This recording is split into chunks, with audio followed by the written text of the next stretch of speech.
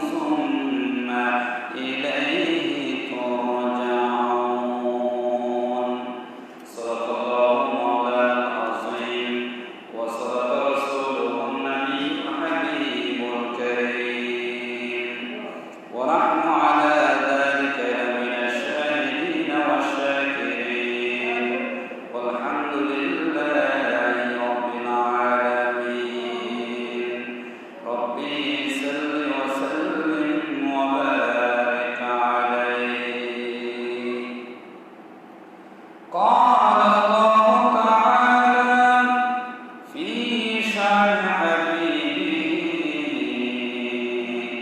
آمرا ومخبرا إن الله وملائكته يصلون على النبي يا أيها الذين آمنوا صلوا عليه وسلموا تسليما صلى الله على سيدنا محمد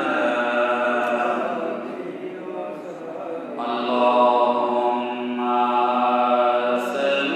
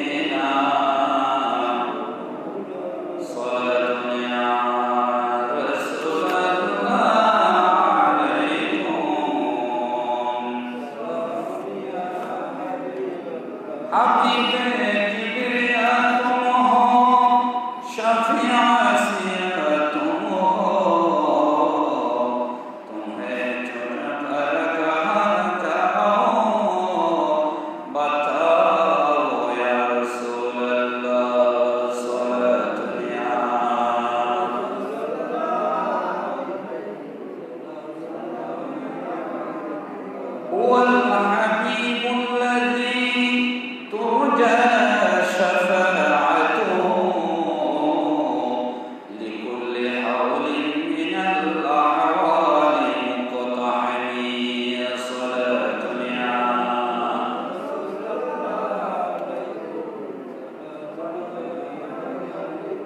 উপস্থিত শ্রদ্ধাভাজন মুসল্লিয়ান ইকরাম দূর দূরান্ত থেকে আগত মুসল্লিয়ান ইকরাম অনলাইনের মাধ্যমে দেশে ও প্রবাসে যে যেখান থেকে পবিত্র শাওয়াল মাসের দ্বিতীয় জুমার আলোচনা শুনতে পাচ্ছেন পর্দাসীন ক্ষমাতি মুসকুরাত মা ও বোনেরা আসসালামু আলাইকুম ওয়া রাহমাতুল্লাহি ওয়া বারাকাতুহু। যেই মহান পরওয়ারদিগার আলম আল্লাহ জাল্লা শানুহু পবিত্র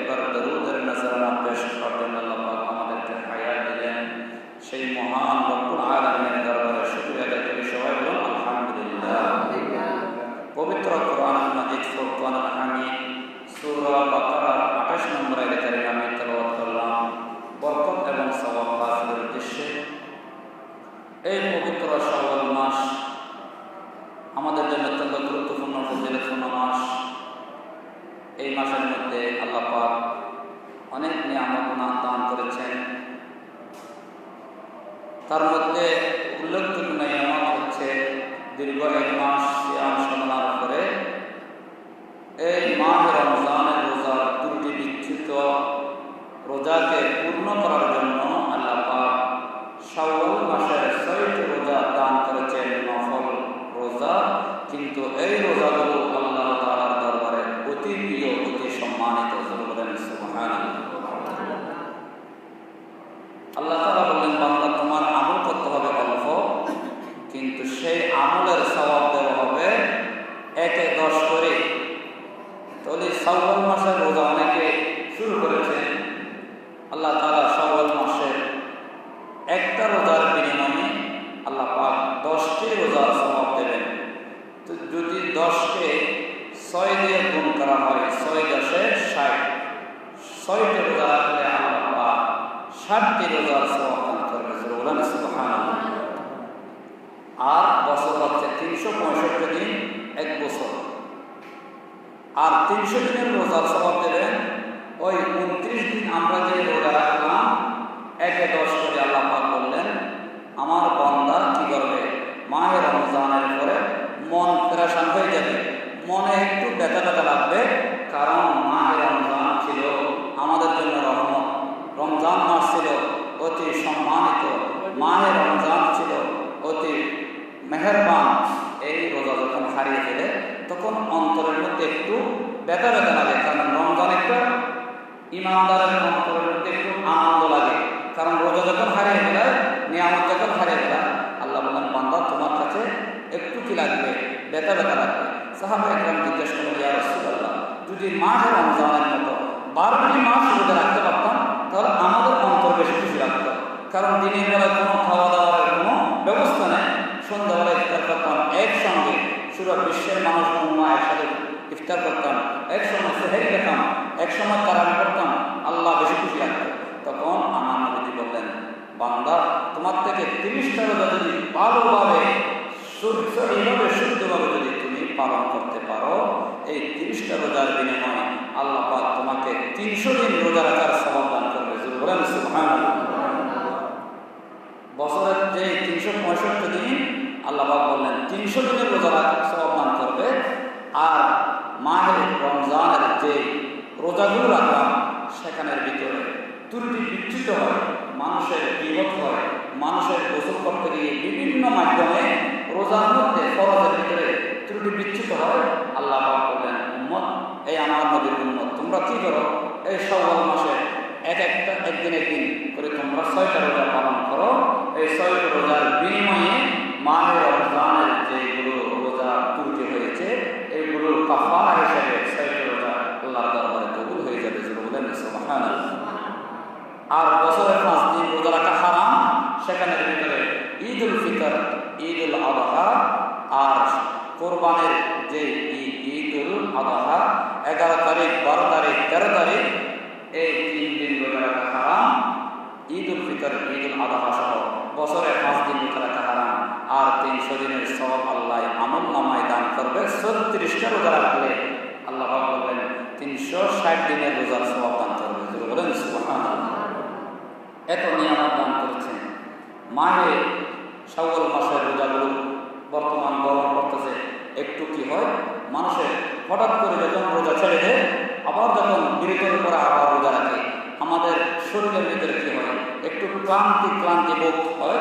তো এই মানুষ আমাদের কি বলে, হুজুর শাওয়াল মাসের রোজাগুলো বেশি গরম রাখতে পারে না। আল্লাহ বললেন, যারা রোজা রাখে তাদের জন্য গরম লাগে না, কারণ বিরত হওয়ার কারণে একটু কি হয়ে যায়, ক্লান্ত বোধ হয়। যারা ঈমানদার তাদের কাছে অন্তরের ভিতরে লাগে না, রোজার এই ক্লান্তি বোধ করে না।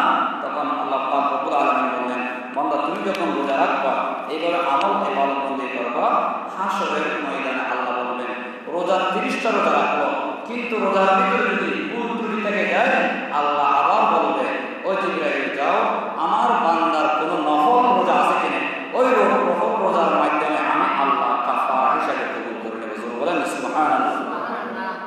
সম্পদের কাফারা হচ্ছে যাকাত, নামাজের কাফারা হচ্ছে সাহু সিজদা, আর রোজার কাফারা হচ্ছে নফল রোজা শাওয়াল মাসের 6টা রোজা। বলেন সুবহানাল্লাহ।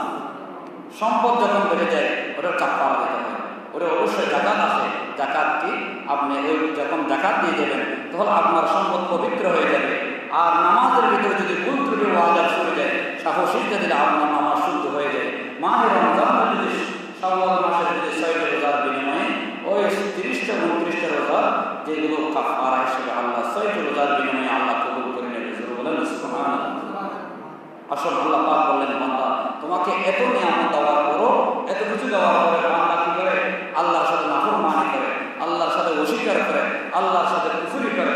সেজন্য সূরা বাকারার ভিতরে 28 নম্বর আয়াতে আল্লাহ পাক করে দিলেন, বিসমিল্লাহির রাহমানির রাহিম, কাইফা তাকফুরুনা বিল্লাহি ওয়া কুনতুম আমওয়াতান فأحياكم ثم يميتكم ثم يحييكم ثم إليه ترجعون। আল্লাহ রাব্বুল আলামিন বলেন, বান্দা তুমি ছিলে মৃত্যু, তোমাকে আমি রব্বুল আলামিন তোমার মায়ের গর্ভের ভিতরে আমি জীবন দান করলাম। সুম্মা ইউমীতুকুম সুম্মা ইউহয়ীকুম, এরপর আমি রব্বুল আলামিন তোমাকে পৃথিবীর জীবনের ভিতরে আবার মৃত্যু ঘটাবো। এরপর তোমাকে কবর দেওয়া হবে, কবরের ভিতরে আমি রব্বুল আলামিন তোমাকে আবার জীবন দান করব। আল্লাহ পাক রব্বুল আলামিন বলেন, সুম্মা ইলাইহি তুরজাউন, এরপর অবশেষে আমি রব্বুল আলামিনের দরবারে ফিরে আসতে হবে। জোরে বলেন সুবহানাল্লাহ। আল্লাহ বললেন, বান্দা তুমি কিভাবে অস্বীকার করো, আল্লাহর সাথে নাফরমানি করো, আমি রব্বুল আলামিন তুমি তোমার মায়ের গর্ভে থাকার আগে তুমি ছিলে মৃত, তোমার কোনো অস্তিত্ব ছিল না, কিছু ছিল না। আমি রব্বুল আলামিন তোমার মায়ের গর্ভের ভিতরে আমি জীবন দান করে দিলাম। জোরে বলেন সুবহানাল্লাহ। আজকে বিজ্ঞান এই কোরআনের সত্য কথা প্রকাশ করেছেন। মানুষ জন্মের আগে মৃত্যু ছিল, মানুষ যখন মৃত্যু ছিল ওই সময় মরা সন্তান হিসেবে অনেক কি হয়, ভূমিষ্ঠ হয়, পৃথিবীর জমিনে জন্মগ্রহণ করে।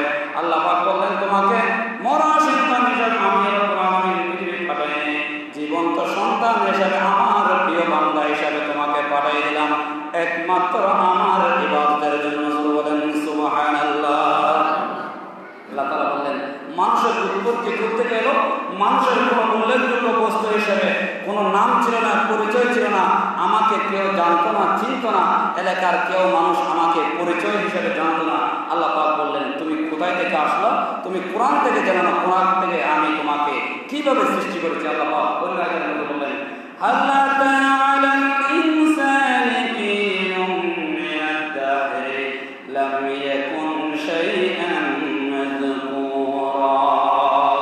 মানুষের এমন এক সময় এসেছিল মানুষের কোনো উল্লেখযোগ্য বস্তু হিসেবে কোনো নাম নেই, পরিচয় নেই, আমার বাবার নাম মার নাম কিছুই ছিল না, ওই সময় আমার কোনো অস্তিত্ব ছিল না। আল্লাহ পাক বললেন, তোমাকে আমি আল্লাহ দয়া করে সৃষ্টি করেছি। জোরে বলেন সুবহানাল্লাহ। এরপর আল্লাহ পাক অন্য আয়াতের মধ্যে বললেন, ইন্না খালাকনাকুম মিন তুরাবিন সুম্মা মিন নুতফাতিন সুম্মা মিন আলাকাতিন সুম্মা মিন মুদগা। আমি রব্বুল আলামিন তোমাকে ইন্না খালাকনাকুম সৃষ্টি করেছি মিন তুরাবিন সুম্মা মিন নুতফা, তোমার বাপের পৃষ্ঠদেশ থেকে মায়ের ওবাম, মায়ের বক্ষপিণ্ডের বাবার পৃষ্ঠদেশ থেকে এক পুরা নাপাক পানি থেকে মিন নুতফা, এক পুরা নাপাক পানি থেকে আমি রব্বুল আলামিন আমার বান্দা সৃষ্টি করেছিলাম। বলেন সুবহানাল্লাহ। এই বান্দা সৃষ্টি করেছি, ওই নাপাক পানিকে আমি রব্বুল আলামিন 40 দিন পর্যন্ত নাপাক পানিকে আমি রব্বুল আলামিন রক্ত রূপান্তর করে দিলাম। আবার 40 দিন পরে ওই মাংসের টুকরা বানালাম। ও এরপর আমি রব্বুল আলামিন তোমার মায়ের গর্ভের ভিতরে একটা স্ট্রাকচার বডি সৃষ্টি করে দিলাম।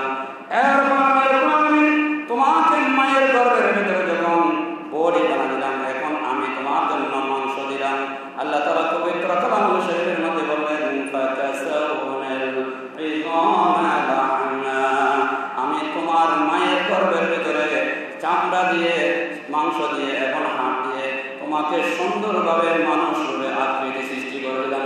বলেন সুবহানাল্লাহ। আর বলেন সুবহানাল্লাহ। আমি মানুষ রূপে যখন স্ট্রাকচার বডি বানালাম, এরপর একটা জীবন্ত মানুষ তোমার মা, তোমার মায়ের গর্ভের ভিতরে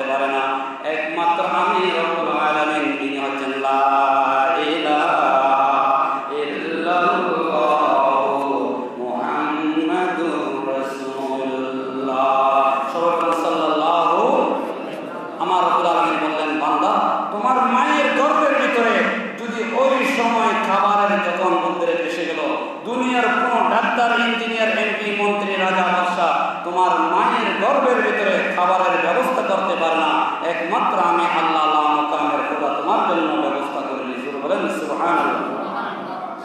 এর বাংলা রব্বুল আলামিন বললেন, বান্দা তোমার মায়ের মাসিকে মায়ের মাস নাপাক রক্তকে আমি বন্ধ করে দিলাম। ওই নাপাক রক্তকে তোমার জন্য তোমার মায়ের নাভির সঙ্গে তোমার নাভির সঙ্গে আমি আল্লাহ বাস করে দিলাম এবং সংযুক্ত করে দিলাম। তোমার মায়ের নাপাক রক্ত দিয়ে আমি রব্বুল আলামিন তিল তিল তোমার মায়ের গর্ভের ভিতরে আমি আল্লাহ বড় করে দিলাম। বলেন সুবহানাল্লাহ। ওই নাপাক রক্তকে তোমার মুখে লাগাইনি, কারণ আমি রব্বুল আলামিন তোমার মুখ দিয়ে আমি রক্ত নাপাক রক্ত খাওয়াইতে পারতাম, কিন্তু ওই মুখ আমার মুখ কানা জবান দিয়ে পৃথিবীর জমিনে এসে তুমি আল্লাহর জিকির করবা, নবীর দুরূদ শরীফ পড়বা, ওই মুখখানাকে এক মুখখানা দিয়ে তুমি পবিত্র কালামুল্লাহ শরীফ তেলাওয়াত করবা। আমি আল্লাহ রাব্বুল আলামিন যেমন পবিত্র, আমি আমার বান্দা বান্দিনীর জবানকে আমি আল্লাহ পবিত্র রেখে দিলাম। বলেন সুবহানাল্লাহ। আল্লাহ বললেন কত ইহসান করলাম, কত দয়া করলাম। মায়ের গর্ভের ভিতরে তোমাকে আমি নাপাক রক্ত খাওয়াতে পারতাম, নাপাক জিনিস খাওয়াতে পারতাম, কিন্তু আমি রব্বুল আলামিন তোমার জবানকে পবিত্র রেখে দিলাম। একমাত্র আমার কোরআন তেলাওয়াত করবে, আমার জিকির করবে, মসজিদে শেষে আল্লাহর জিকির করবে, কোরআন তেলাওয়াত করবে। আমি আল্লাহ যেমন পবিত্র, আমার বান্দা বান্দিনীর জবানকে আমি আল্লাহ পবিত্র রেখে দিলাম। বলেন সুবহানাল্লাহ। ওই মা জননী যখন সন্তান যখন প্রসব যখন গর্ভধারণ হয়ে যায়, মা জননীর অনেক কষ্ট হয়ে যায়। একজন জীবন্ত মানুষ আরেকটা জীবন্ত মানুষকে যখন গর্ভধারণ করে, তখন ওই মা জননী সারাদিন সারা কি করে তিনি কাজকর্ম, ফ্যামিলির কাজকর্ম করে। এরপর যখন রাতের বেলা যখন খাবারের জন্য সামনে প্লেট নিয়ে বসে, সন্তান যখন মায়ের গর্ভের ভিতরে ফুটা মারে, মায়ের গর্ভের ভিতরে হাত দিয়ে বসে মারে, পা দিয়ে যখন লাথি মারে, যখন মা জননীর যখন ব্যথা যন্ত্রণা হয়ে যায়, ওই মা জননী আর খাবার খেতে পারে না। সমস্ত ফ্যামিলির সমস্ত স্বামী স্ত্রী সবাই ঘুমিয়ে যায়, কিন্তু মা জননী ঘুমাইতে পারে না। সারা রাত তিনি হাঁটতে হাঁটতে তিনি বদল হয়ে যায়। ওই মা জননী সারা রাত নফল নামাজ পড়লে যত সওয়াব হতো, ওই আল্লাহ তাআলা ওই মা জননীর আমল নামায় নফল নামাজের সওয়াব দান করবে। জোরে বলেন সুবহানাল্লাহ। আল্লাহ তাআলা বললেন, বান্দা তোমাকে কত ইহসান করলাম, কত দয়া করলাম।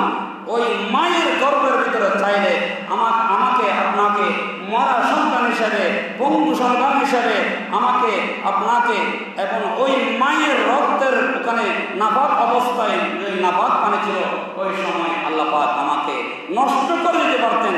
আল্লাহ বলতেন পারতেন কিনা, কথা বলেন পারতেন কিনা? অবশ্যই পারতেন।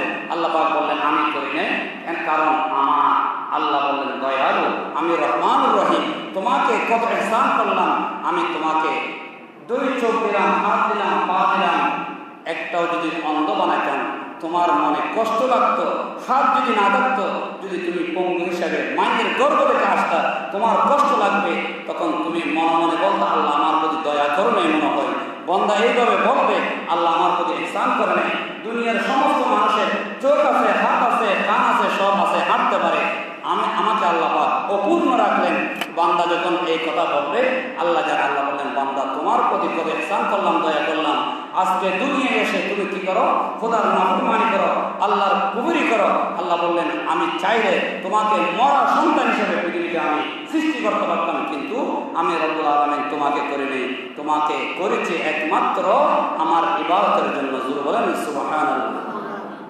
ওই মা যখন 10 মাস 10 দিন যখন হয়ে যায়, যখন আপনার স্বামীকে বললেন আমার প্রাণের স্বামী, আপনার সঙ্গে আমার সঙ্গে প্রায় এত বছর পর্যন্ত তোমার সঙ্গে আমার সঙ্গে সংসার হয়েছে, আজকে সংসারের চাবি তুমি ধরে নাও, আমাকে ট্রিটমেন্টের জন্য ডাক্তারের কাছে নিয়ে যাওয়া হবে, আমাকে প্রসব বেদনার জন্য যখন ওই মেডিকেল তখন হসপিটালে নিয়ে যাবে, মা জানি বলে আমার মনে হয় এই সময়টা আমার জীবন শেষ হতে পারে, আমার শেষ দেখা হইতে পারে, আপনার সংসারের চাবি আপনি নিয়ে যান, আমার সন্তান হওয়ার সঙ্গে সঙ্গে আমার মৃত্যু হতে পারে।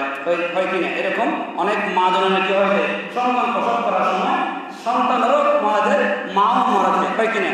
অনেক আছে আমার সমাজে, আপনি দেখেন। ওই মা জননী বললেন আমার যখন ওখানে ট্রিটমেন্টের সঙ্গে যখন সামনে ডাক্তারের সামনে চলে যায়, আমার মা জননী যখন তিনি যখন রক্তাক্ত অবস্থায় ওই সন্তানকে যখন প্রসব বেদনা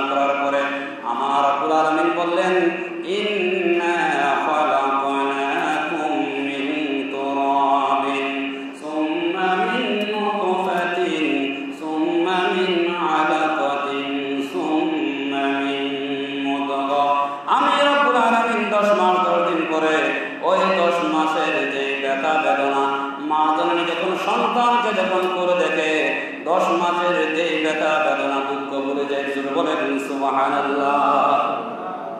ওই মা জননী যখন সন্তান করেন, আল্লাহ তাআলা বলেন আল্লাহু আখরাজাকুম মিন বুতুনি উম্মাতিকুম লা তা'লামুনা শাইআ, জোরে বলেন সুবহানাল্লাহ।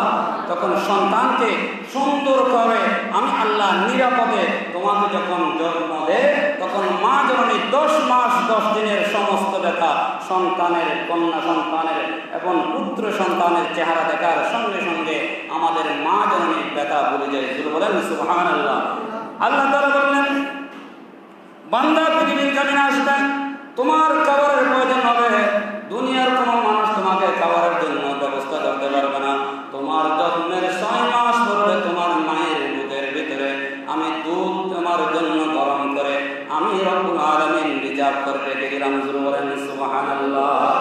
আমরা পৃথিবীতে আসার 6 মাস পূর্বে আল্লাহ পাক আমাদের মা জননীর স্তনে দুধের ভিতরে আল্লাহ পাক গরম করে রিজার্ভ করে দিলেন। কারণ আল্লাহ পাক বললেন বান্দা তোমার যখন পৃথিবী জমিনে আসবা, কান্না ছাড়া তোমার কোনো ভাষা নেই, কান্না ছাড়া তোমার কোনো আওয়াজ নেই, দুনিয়ার কোনো মেয়ে, কোনো ছেলে, কোনো মানুষ তোমার ভাষা বুঝতে পারবে না, কিন্তু তোমার কান্নার সঙ্গে তোমার মায়ের অন্তরের ভিতরে আমি এক দুর্বিনীত মহব্বত সৃষ্টি করে দিলাম।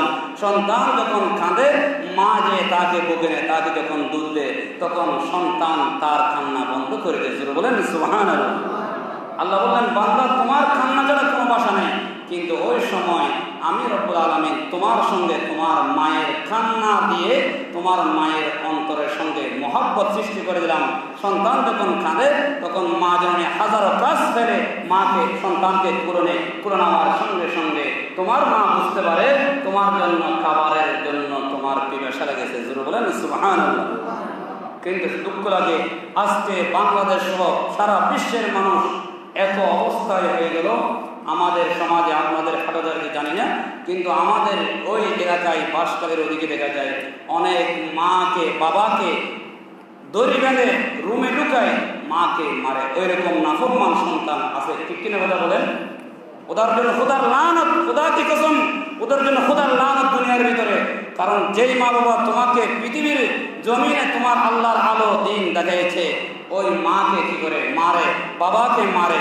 বাবা যখন কি হয়ে যায়, দুর্বল হয়ে যায়, টাকা পয়সা কামাতে পারে না, তখন তিনি দিন মজুর হয়ে যায়, তখন তাকে রুমে ঢুকায় মারে। কেন মারে? ওই সম্পদ নেওয়ার জন্য।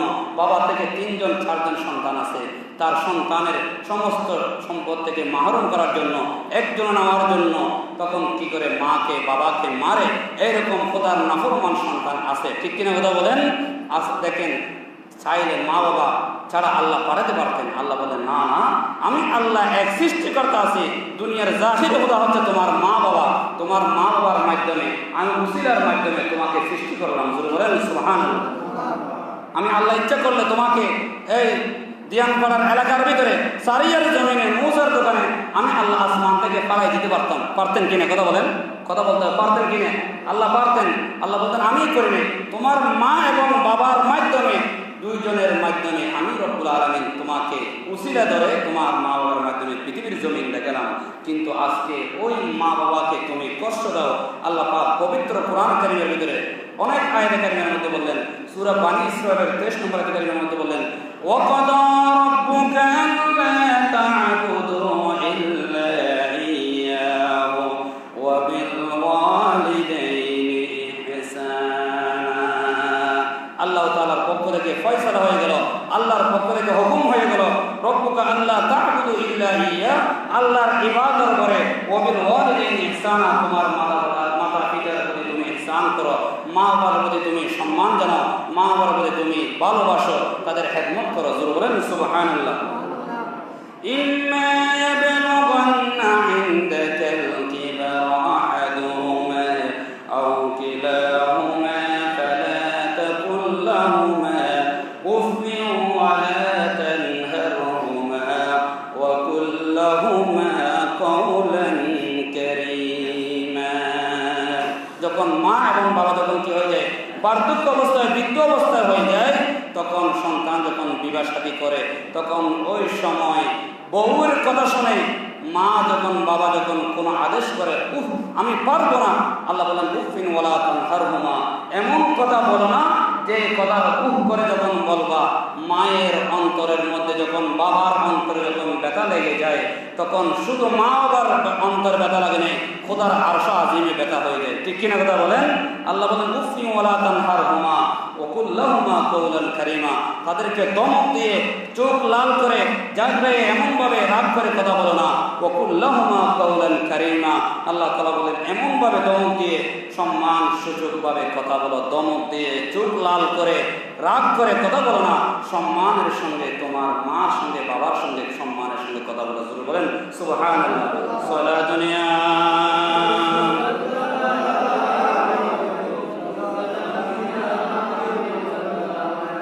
আল্লাহ তাআলা অন্য আয়াতে কারিমের মধ্যে বলেন ওয়াসাইনাল ইনসানা বিওয়ালিদাইহি হামালাতুহু উম্মুহু কুরহানান আলা ওয়াহনিন ওয়া ফিসালুহু ফি আমাইন। জোরে বলেন সুবহানাল্লাহ।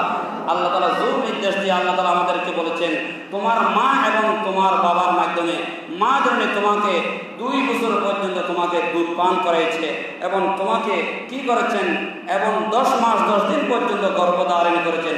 ওনার কত কষ্ট হয়েছে, দুনিয়ার মা ছাড়া দুনিয়ার কোনো পুরুষ জানবে না। ঠিক কিনা কথা বলেন? মা ছাড়া দুনিয়ার কোনো পুরুষ জানবে না তাদের যে পেটের ভিতরে তাদের শরীরে কত কষ্ট হয়েছে, দুনিয়ার পুরুষ বুঝতে পারবে না। আল্লাহ বলেন ওই মা জানবে তোমাকে যিনি জন্ম দিয়েছে। বলেন সুবহানাল্লাহ। এবং তোমাকে 2 বছর 2.5 বছর পর্যন্ত মায়ের দুধ খাওয়াইছে, তুমি মনকে মন মায়ের দুধ খেয়েছ। আল্লাহ তাআলা বলেন তোমার গায়ের চামড়া দিয়ে যদি মায়ের জুতা ছিলাই দাও তোমার মায়ের হক আদায় করতে পারবে না। ঠিক কিনা কথা বলেন? আল্লাহ তাআলা বললেন কত তোমার মা যেন তোমাকে লালন পালন করেছে।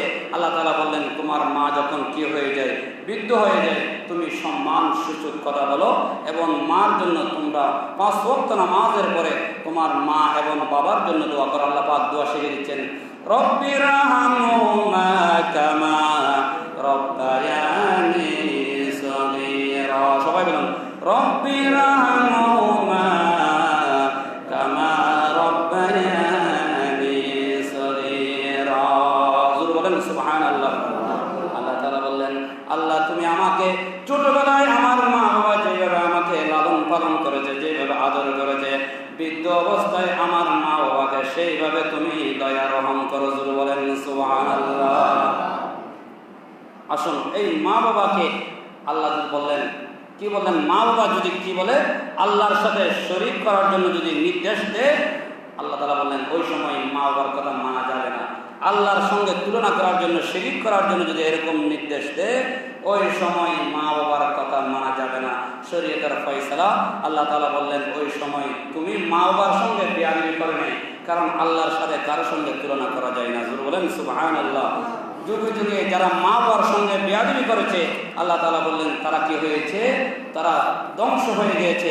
পৃথিবীর ভিতরে 2 শ্রেণী ছাড়া ইনসান এবং মানুষ ছাড়া তারা কি চিনে না, আর বাকিগুলো মা বাবা চিনে না, গরু ছাগল মা বাবা চিনে না, পশু পাখি মা বাবা চিনে না, জিন এবং ইনসান মা বাবা চিনে। ঠিক কিনা কথা বলেন? আল্লাহ বলেন 2 শ্রেণীর মানুষের কি হবে, হাসরের ময়দানে বিচার হবে এবং ইনসান এবং জিনের 2 শ্রেণীর আল্লাহ জাতের বিচার করা হবে। আর দুনিয়ার সমস্ত সব কিছু যা সৃষ্টি করেছেন ওরা মা বাপ চিনে না, ওরা মা বাপকে এটা ভুলে যায়। কিছুদিন পরে আল্লাহ বললেন না, আমার বান্দা বান্দিনীর জন্য কি হবে, বিচার হবে। মা বাবা যদি যাদের জন্য কি হয়ে যায়, সন্তুষ্ট হয়ে যায়। রাদার রব্বি ওয়াসাখতুর রব্বি, হাদিস শরীফের মধ্যে আছে আমার নবীর কাছে সাইয়েদনা আবু হুরায়রা রাদিয়াল্লাহু তাআলা জিজ্ঞাসা করলেন ইয়া রাসূলুল্লাহ মা এবং বাবার ভিতরে কার হক বেশি? তখন আমার নবীজি বললেন ক্বালা উম্মুকা। যখন এই কথা বলার পরে আবু হুরায়রা আবার জিজ্ঞাসা করলেন ইয়া রাসূলুল্লাহ, মার কথা একবার বলেছেন, আবার বলেন ক্বালা উম্মুকা, আবার বললেন 2 বার বলেছেন ক্বালা উম্মুকা। আমার নবী যখন 3 বার বলেন আবু হুরায়রা আবার জিজ্ঞাসা করলেন ইয়া রাসূলুল্লাহ এরপর কার হক বেশি? আমার নবীজি বলেন ক্বালা আবুকা, এরপর তোমার বাবার হক। জোরে বলেন সুবহানাল্লাহ। আর জোরে বলেন সুবহানাল্লাহ। হাদিস শরীফের মধ্যে মার কথা 3 বার বলেছেন ক্বালা উম্মুকা, আর একবার এসেছেন ক্বালা আবুকা। কারণ মায়ের যে কথা তিনবার এসেছেন, কারণ মা জননী সন্তানকে প্রসব বেদনা করতে গিয়ে অনেক কষ্ট সাধন করতে হয়েছে। বাবার কষ্ট হয়নি, বাবা কি করেছেন, বিভিন্ন কাজকর্ম করে তিনি আহার রোজগার রিজিকের জন্য তিনি বাইরে ছিল, আর মা কি করেছেন, জীবন্ত মানুষ, তিনি সংসারের কাজও করেছেন এবং জীবন্ত মানুষকে তিনি গর্ভধারণী করেছেন। বলেন সুবহানাল্লাহ। আল্লাহ বললেন মা জননের প্রতি, মহিলাদের প্রতি আল্লাহ কি করেন, তাদের হক বাদ দেয়নি, আল্লাহ তাদেরকে সম্মান দিয়েছেন, তাদেরকে হকের কথা বলেছেন। কিন্তু আজকে আমাদের মা বোন এত বেপরদা হয়ে গেল, তারা বলেন ইসলাম আমাদেরকে কি দেয় নেই, আমাদের হক দেয় নেই, আমাদেরকে সম্মান দেয় নেই। ইসলাম না দিয়ে কোন ধর্ম দিয়েছেন? কোন ধর্মের ভিতরে এরকম আল্লাহ বলে নেই। আল্লাহ বললেন মহিলাদেরকে আমি এত সম্মান দিলাম, কারণ মা জননীর তাদের মহিলাদের পায়ের নিচে সন্তানের বেহেশত। বলেন সুবহানাল্লাহ।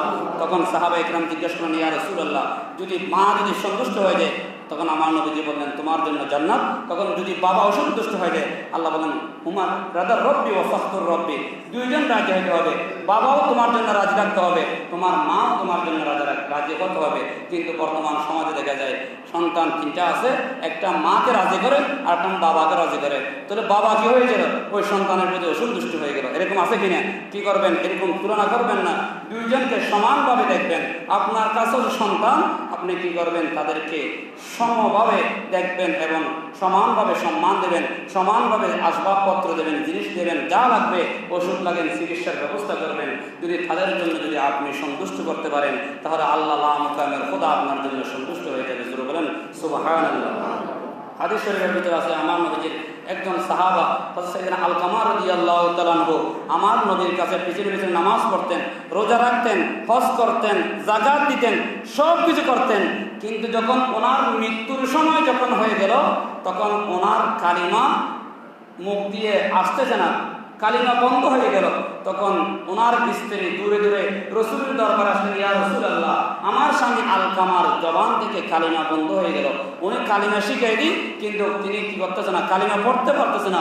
তখন আমার নবী হযরত সাইয়েদনা বেলাল রাদিয়াল্লাহু তাআলা আনহু, হযরত সাইয়েদনা আম্মার রাদিয়াল্লাহু, হযরত সালমান রাদিয়াল্লাহু তাআলা আনহু সহ তিনজন সাহাবাকে আমার নবীজি পাঠিয়ে দিলেন, যাও তোমরা আমি নবীর পক্ষ থেকে আমার আলকামার ঘরের মধ্যে দেখে আসো, তিনি তার জবান দিয়ে কালিমা পড়তেছে না কেন, পারতেছি না কেন, তোমরা একটু কালিমা শিখিয়ে দাও। তখন ওনার তিনজন সাহাবা এসে কালিমা শিখিয়ে দিচ্ছে, লা ইলাহা ইল্লাল্লাহু মুহাম্মাদুর রাসূলুল্লাহ, সবাই বলুন সাল্লাল্লাহু।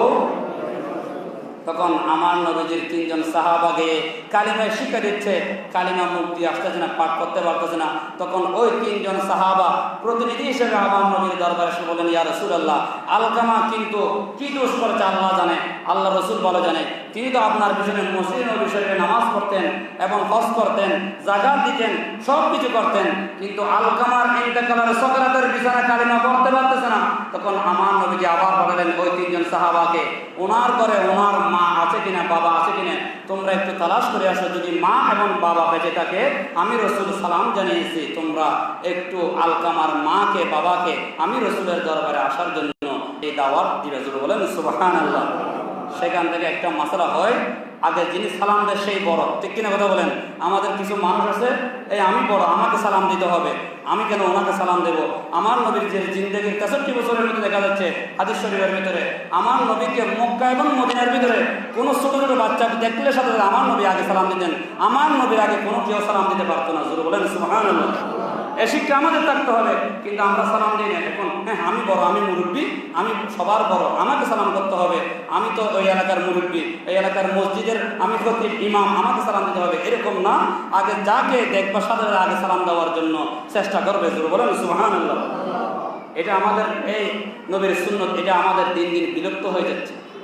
কিন্তু এখন এই সালাম কালাম এগুলো কি নেই, মুরব্বী দেখলে সালাম করতে হয় এবং মুরব্বীরা কী করবে, ছোটো ছোটো বাচ্চাদেরকে স্নেহ করবে, আদর করবে, কিন্তু এগুলো আস্তে আস্তে উঠে যাচ্ছে। তখন ছেলে সন্তানরা, ছোটো ছোটো বাচ্চারা আমাদের মুরব্বীদেরকে সম্মান করে না, ঠিক কিনা কথা বলেন? তাদের সঙ্গে কী করেন, আপনার সম্মান আপনি রাখবেন, ছোটোদেরকে স্নেহ করবেন, আদর করবেন, তখন আপনি একদিন করেন, দুদিন করেন, 3 দিনের দিন উনি আপনাকে সম্মান করবে, সালাম দেবে। এটা হচ্ছে নবীর আদর্শ। জোরে বলেন সুবহানাল্লাহ। ওই আলকামা রাদিয়াল্লাহু তাআলা আনহু মা কেঁদে কেঁদে রসুলের দরবার আসলেন, বলেন ইয়া রাসূলুল্লাহ, ইয়া হাবিবাল্লাহ, আপনি আমাকে ডেকেছেন। তখন আমার নবীজি দাঁড়িয়ে গেলেন। কোনো মুরব্বী মহিলা দেখলে সাথে সাথে আমার নবী দাঁড়িয়ে গেলেন। এখান থেকে আরেকটা মাসালা হয়, আমার নবীজি বললেন কোনো বৃদ্ধ ইয়া দেখলে, বাবা দেখলে, বৃদ্ধ মহিলা দেখলে আমি রসুল দাঁড়িয়ে যেতাম। আমার গায়ের মধ্যে চাদর ছিল, আমি চাদর বিছিয়ে দিলাম, কারণ ওই বৃদ্ধ মহিলা আমার মায়ের কি হতে পারে, মা জননের, উনি আমার মায়ের মতো সম্মান দিতে হবে, কারণ ইনি হচ্ছে মহিলা জাত, ওনাদেরকে আমি সম্মান দিতাম। তখন আমার নবীজি দাঁড়িয়ে গেলেন, ওনার জন্য চাদর বিছিয়ে বলেন, আলকামার এই অবস্থা কেন?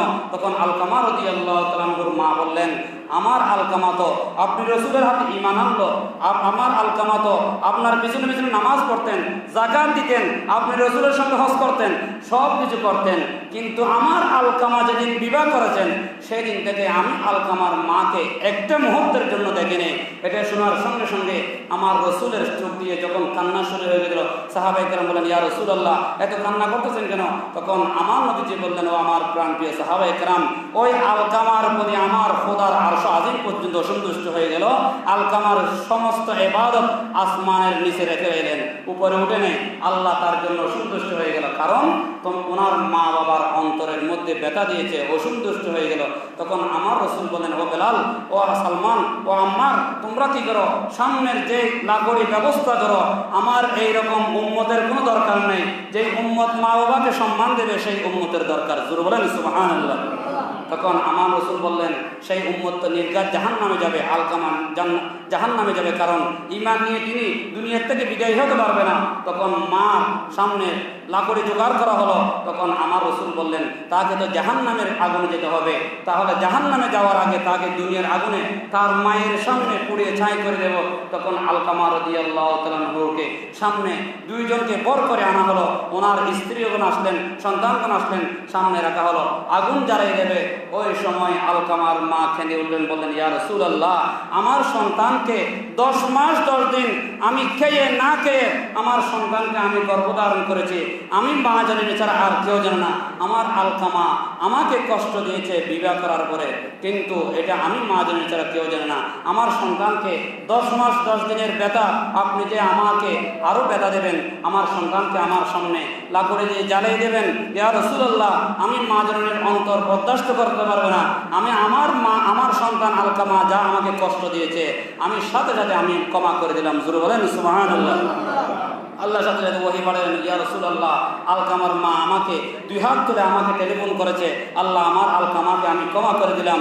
আল্লাহ বললেন, তুমি ক্ষমা করতেছি কিনা এটা আমি আল্লাহ তোমার চেহারা দিকে তাকিয়ে রইলাম, নজর দিয়ে রইলাম। তুমি ক্ষমা করতে দেরি নেই, তোমার আলকামার জবান দিয়ে কালিমা শুরু হয়ে যাবে। তখন আমার নবীজি বললেন, ও বেলাল, আলকামাকে তোমরা কালিমা শিখিয়ে দাও। আমরা যখন সাকরাতের বিছানা হয় ওই সময় আমরা মুর্দাকে, ওই ব্যক্তিকে কি করি, আমরা কালিমা শিখিয়ে দিই, লা ইলাহা ইল্লাল্লাহ মুহাম্মাদুর রাসূলুল্লাহ আমরা শিখে দিই, কারণ ওই সময় শয়তান ওয়াসওয়াসা দেয় যেন কালিমা নিয়ে নসিব না হয়।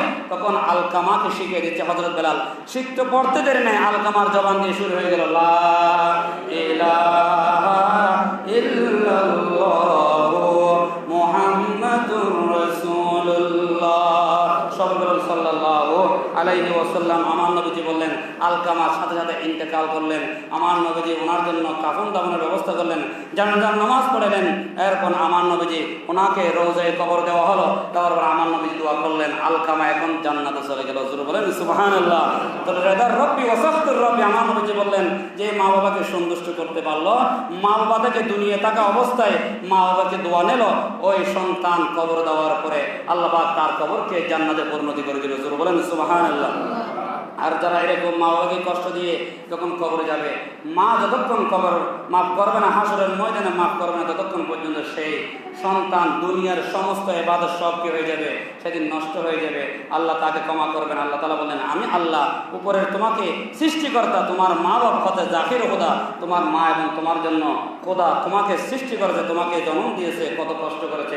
ওই মা বাবা যখন থেকে তখন তোমার মা বাবার বৃদ্ধ অবস্থায় 1 কেজি আপেল 1 কেজি আঙ্গুর নিয়ে তোমার মাকে যখন মুখে তুলে দেবা, মা যেন যখন তোমার জন্য দোয়া করবে, আমি আল্লাহ তোমার জন্য সন্তুষ্ট হয়ে যাবো। হুজুর বলেন সুবহানাল্লাহ। তখন অনেকে বলে, হুজুর আমার মাকে তো আমি হারিয়ে ফেললাম। আল্লাহ রাসূল কাছে জিজ্ঞেস করলেন, ইয়া রাসূলুল্লাহ, আমি কি করেছি? শপথ করেছি জান্নাতের সহুরের ভিতরে আমি কি দেবো? চুমা দেবো। জান্নাতের চোখে আমি চুমা দেবো। ইয়া রাসূলুল্লাহ, আমার শপথ তো ভাঙতে হবে, এখন কি আমি জান্নাতে যাব নাকি জাহান্নামে যাবো আমি তো জানি না। কেউ কি বলতে পারবে আমরা জান্নাতে যাব? কথা বলেন, কেউ কি বলতে পারবে? কেউ বলতে পারবে না। কেউ কোনো বান্দা বলতে পারবে না আমি জান্নাতে যাব, গ্যারান্টি দিয়ে বলতে পারবে না। ওই উম্মত রাসূলের দরবারে গিয়ে বললেন, ইয়া রাসূলুল্লাহ, আমি শপথ করলাম জান্নাতে যাব, জান্নাতের চোখের ভিতরে কি দেবো? চুমা দেবো।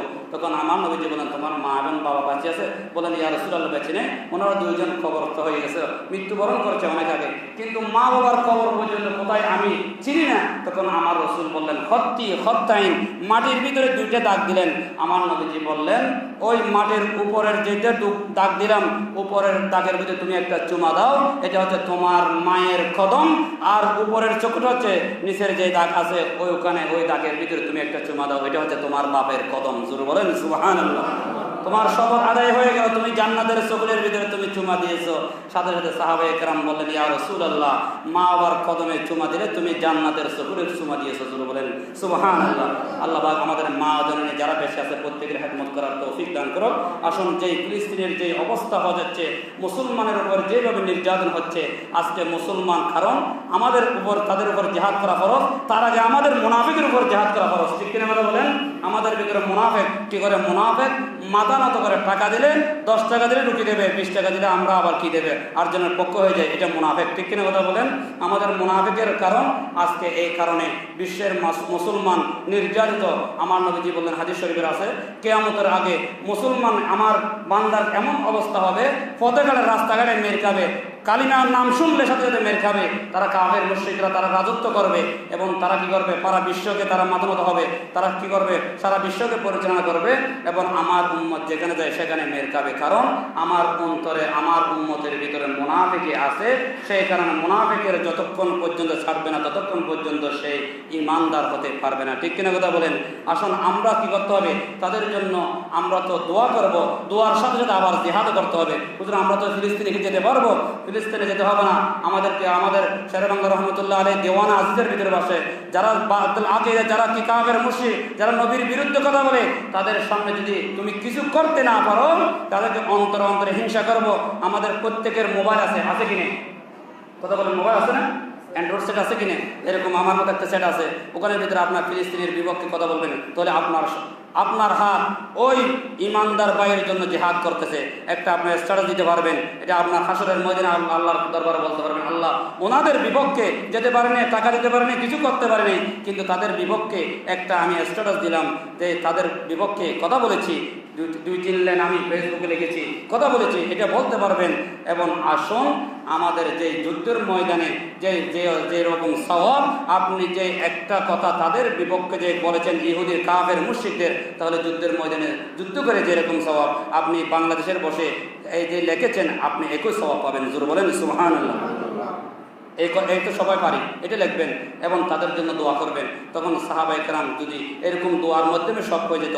আমার নবীজি 27টা যুদ্ধের ভিতরে আমার নবীজি গজওয়া হয়েছে, কিন্তু আমার নবীজি সশরীরে হাজির হয়েছে 9টা যুদ্ধের ভিতরে। আমার নবীজির জমানায় যুদ্ধ হয়েছে 154টা যুদ্ধ হয়েছে, কিন্তু আমার নবী প্রত্যেক যুদ্ধের মধ্যে যায়নি। প্রত্যেক যুদ্ধের মধ্যে আমার নবীজি বলে দোয়া করেছি, ও সাহাবায়ে কেরাম তোমরা যে যুদ্ধ করো, আমি নবীজি মদিনা শরীফ থেকে, মক্কা শরীফ থেকে দোয়া করি। দোয়ার মাধ্যমে সব কিছু হয় না। আমার নবীজি বললেন, আমি 9টা যুদ্ধের ভিতরে, বদরের যুদ্ধে, গজওয়ায় বদর, উহুদ, হুনাইন, আমি রাসূল যে হাজির ছিলাম। জোরে বলেন সুবহানাল্লাহ। সেই জন্য আমাদের কি করতে হবে? তাদের যেই পণ্য আছে যেগুলো আমাদের বয়কট করতে হবে, আমাদের এগুলো কি আমরা ক্রয় করবো না। যদি ক্রয় করে মুসলমানের টাকা দিয়ে মুসলমান ভাইকে আজকে আমরা আক্রমণ করাচ্ছি, এরকম আমাদের কি করতে হবে? প্রত্যেকে দোয়া করবেন। যারা শহীদ হয়ে গেল, যারা আজকে প্রায় 50-60 শিশু ওখানে শহীদ হয়ে যাচ্ছে, তাদের জন্য প্রত্যেকের জন্য দোয়া করবেন। আমাদের আজকে আরেকটা সামনে আসতেছে যে 1 বৈশাখ, আমাদের সমাজে এমন অবস্থা হয়ে গেল, এটা মুসলমানের সংস্কৃতি হতে পারে না। মুসলমানদের সংস্কৃতি হতে পারে কোনটা? মুহররমের 1ম তারিখ। ঠিক কিনা কথা বলেন? আজকে আমাদের স্কুল, কলেজ, ইউনিভার্সিটির ছাত্ররা কি করে? একটা বাঘের ছবি দিয়ে, বিভিন্ন মূর্তির ছবি দিয়ে সামনে নিয়ে তারা কি করে? মিছিল করে। তারা বলে ভাগ্য খোঁজে, ওখান থেকে সৌভাগ্য কামনা করে, কারণ ওইটা তকদিরের পরিবর্তন করে কে? একমাত্র আল্লাহ। ঠিক কিনা কথা বলেন? কোনো মানুষের প্রাণী কোনো কিছু করতে পারে না, ভালো করতে পারে না। কিন্তু আজকে দেখা যায় যেগুলো 31 নাইট এগুলো খ্রিস্টানরা করবে, এগুলো আমরা করতে পারি না। যে পহিলা বৈশাখ করবে হিন্দুরা করবে, কিন্তু আজকে মুসলমানের ছেলে করতে পারে না। আমাদের জন্য একটা শাস্তি আছে পহিলা মুহররম। ঠিক কিনা কথা বলেন? আমরা মুহররমের আমরা 1 তারিখ আমরা পালিত করব। আমাদের যে 12টা মাস আছে আরবিতে, এটা পর্যন্ত প্রায় 90% মুসলমান 12টি মাসের নাম জানে না। ঠিক কিনা কথা বলেন? আমরা বাংলা ইংলিশ জানি, কিন্তু এই যে 12টি মাসের নাম আমরা যে আল্লাহ পাক আমাদের কোরআনে দিলেন 12টি মাসের নাম, এগুলো আমরা জানি না। মুহররম, সফর, রবিউল আউয়াল এগুলো জানা দরকার আছে। ঠিক কিনা কথা বলেন? যারা জানেন না জানার জন্য চেষ্টা করবেন। আল্লাহ পাক আমাদের প্রত্যেককে মাঝে যারা বেশি আছে প্রত্যেকের হায়াতে তৈরি দান করুন। ও আখির দাওয়ানা আলহামদুলিল্লাহি রাব্বিল আলামিন। যারা সারা কাজ নামাজ পড়েন, সারা কাজ আদায় করেন, আসসালামু আলাইকুম ওয়া রাহমাতুল্লাহি ওয়া বারাকাতুহু।